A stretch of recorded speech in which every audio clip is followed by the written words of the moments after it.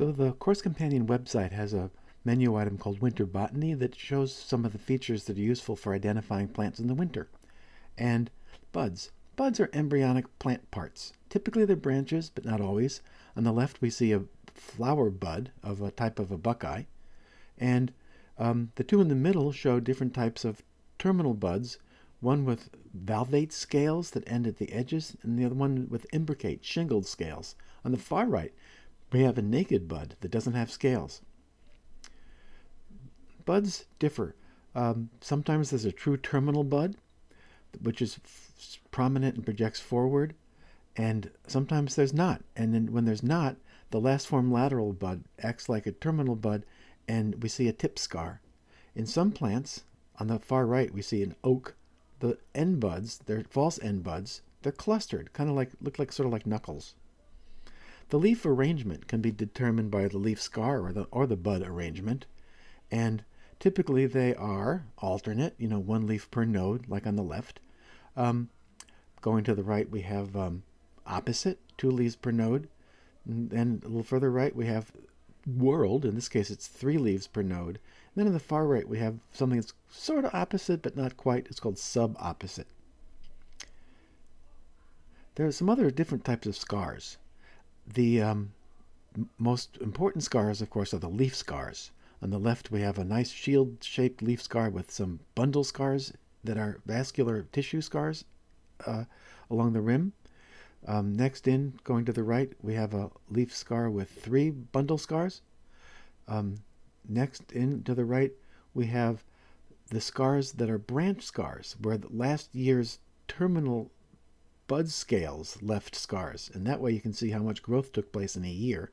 And on the far right, it sort of looks like a blunt end, because that's where the fruit was attached.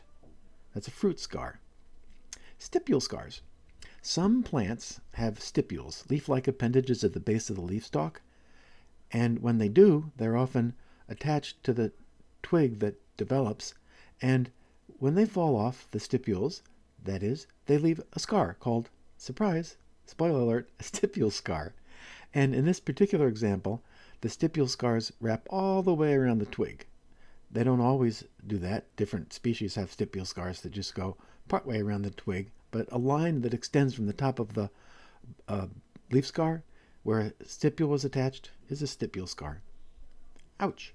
Defense, armature, the types of things that plants do to protect themselves mechanically.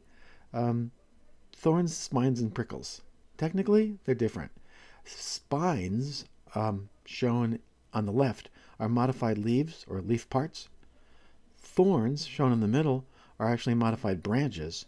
And prickles, shown on the right, are actually just extensions of the epidermis. You can break them off without rupturing a whole lot of tissue.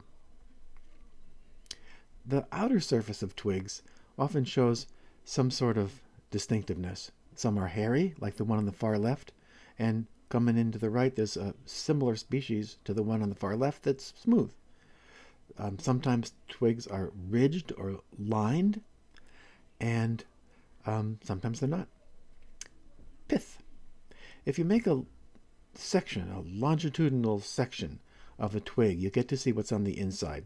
And what's on the inside is a different type of tissue from what's the woody part of the twig.